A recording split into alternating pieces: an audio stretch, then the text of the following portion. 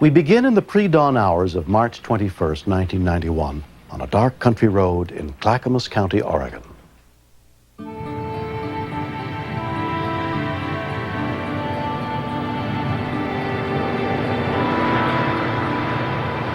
Joe Shapinski was driving east on Highway 26 that night. I got off work about 2:30 in the morning, and I was heading home.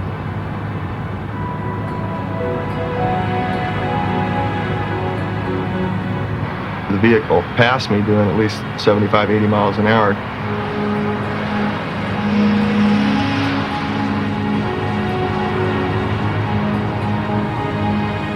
I was thinking to myself, hey buddy, you better slow down. I'd hate to find you on the roadside somewhere.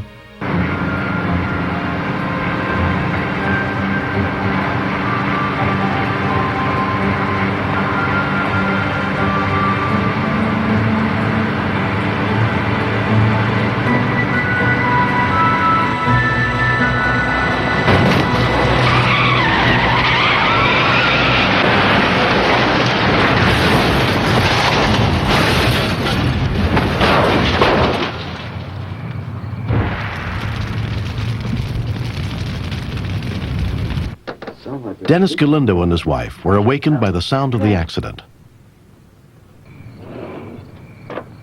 I ran down to the end of the driveway and seen the truck. Flames were coming out of the engine compartment, and it was growing fast.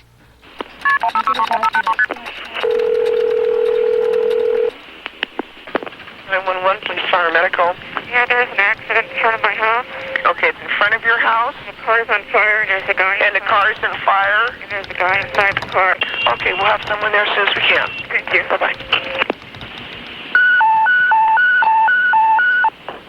Engine 252, rescue 251. Volunteers from the Hoodland Fire Department were dispatched to the scene. I'd seen all this debris in the road, mailboxes and broken glass, and then I saw the vehicle.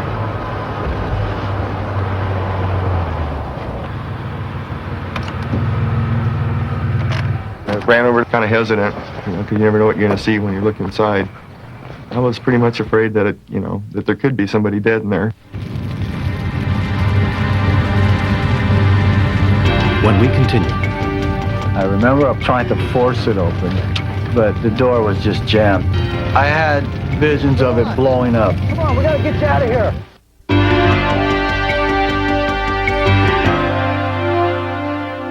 While driving home from a late work shift, Joe Shapinski spotted a vehicle that was in a shallow gully off the side of the road with its hood in flames and stopped to check if anyone was trapped inside.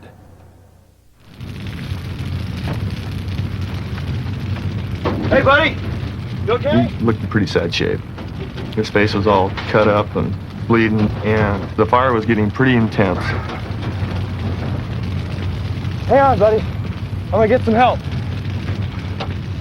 Joe ran to the nearest house to call for help. I grabbed the fire extinguisher and ran back out. I seen the guy laying over on the passenger seat. He was completely out of it. His face was full of blood, and his nose was completely wide open. I could see right into his nostril. I remember trying to force it open, but the door was just jammed. This time the flames were coming up the windshield. It was getting hotter. I had visions of it blowing up. Hey, man, come on, we gotta get And you out that's of here. when another guy come out of the dark. Just a miracle, because I was gonna need help. Come on. Hey, we gotta get him out of here. Come on, man. I tried putting out the fire, and it didn't have any effect. It just seemed to keep getting larger and larger.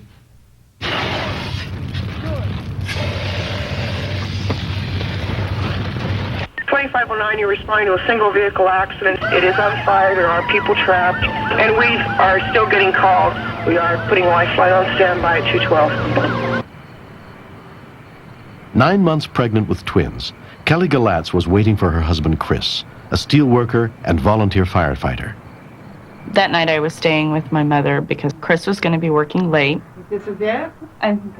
I started having labor pains, and We made arrangements that if I was to go into labor, I could go through the fire department and they would have him paged.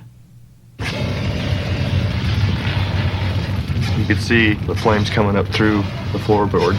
It was going to blow up or be engulfed in flames, so we just dove in. I know whenever somebody's in an accident, moving them could damage him for life. But it was get him out or let him die. And I don't think I could have stepped back and listened to him scream to death from the fire. Come on, man. You gotta get him out of here. Oh, let's go. Let's do it. My worst nightmare during this whole thing was the moment when he got hung up. The foot's stuck.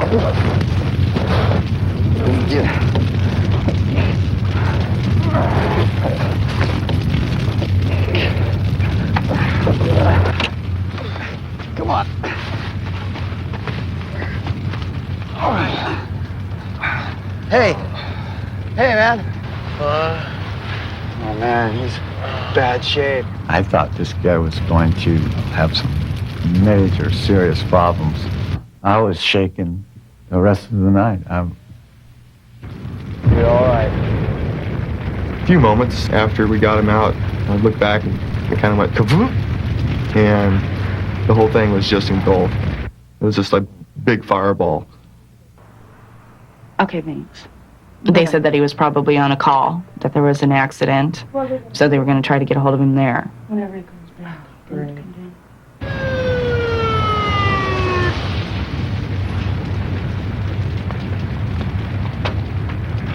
Hoodland Fire Captain Ron Martin arrived on the scene within 7 minutes of the call. He had quite a bit of facial trauma. I bent down and I told him that I was with the fire department. He reached up and grabbed my arm. And I patted him on the hand and I said, "We're going to help you." Command, CECOM. Command, this is CECOM.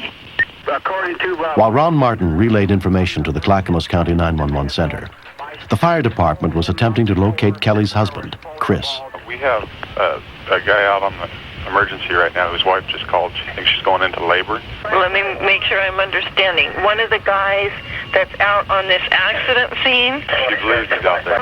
do we have a name of the person that we're trying to reach? Yeah. Chris Galatzis, G-A-L-A-T-Z. When firefighter EMT Barbara Matheson arrived, she took charge of the victim's care. Get backwards, C-collar, suction, get on this guy right away. The patient's face was completely covered with blood. His nose was split down the middle and laid on either side of his face. It was some of the most severe facial trauma I'd ever seen, and it was highly disturbing because I had never seen trauma like that on a viable patient anyway. Where's that backwards? Come on, let's get down. CECOM Command. Command. Yes, sir. Can you advise or try and ascertain for us if you have a firefighter Galatzis on the scene? Negative, CECOM. In the event that he should arrive on the scene in private vehicle, would you advise him to call home emergency? Copy, CECOM. This officer come up and he looked at me and says, "Do you know whose vehicle that is?" And I said, "Who?" And that's when he said, "Chris Galatzis." All of a sudden, something just dropped into my stomach, and that vision went into my head of him grabbing my arm. Hi, this is 2509. Hi. Listen, don't worry about Chris Galatzis. This is for your information only. No pass on. He was the one involved in the accident. Oh, fuck. His wife is having babies. I know. Ron came over to us and said, "You guys, this is Chris." And we couldn't believe it.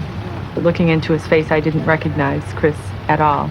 And I emotionally went on a roller coaster trying to reconcile the fact that this was one of our fellow firefighters that was lying here.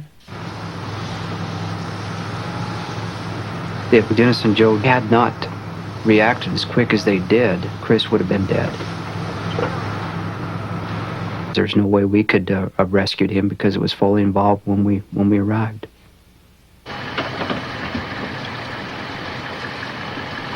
I did wonder if that was the last time I was going to see Chris alive. He's an expecting father, and he may never see his babies. And even if he does live, what kind of person is he going to be? As 25-year-old Chris Galatz was transported by Lifeline to Oregon Health Sciences University Hospital in Portland, his wife Kelly was told he had been in a serious accident. I didn't know what to expect.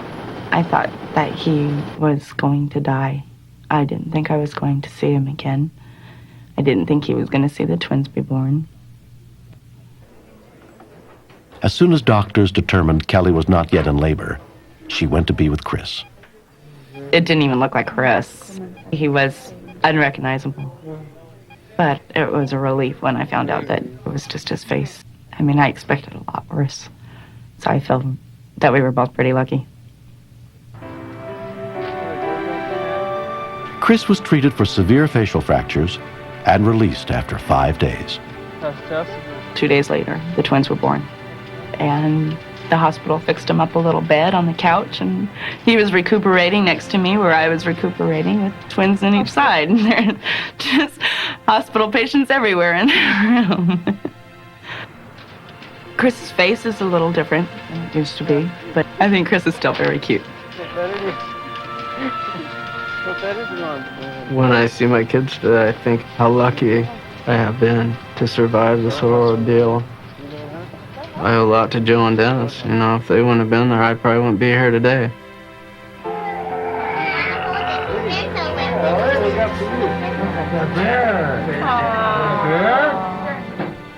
They had an award ceremony for Joe and Dennis at the fire department, and it was very emotional. Everybody cried.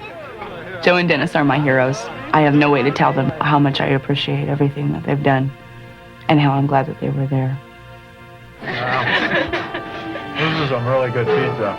I didn't do anything more than I would want somebody to do for my wife, kids, or myself. This whole picture would be different if Chris wasn't there. He would have never got to see his two beautiful little girls, and it just feels good that he's there.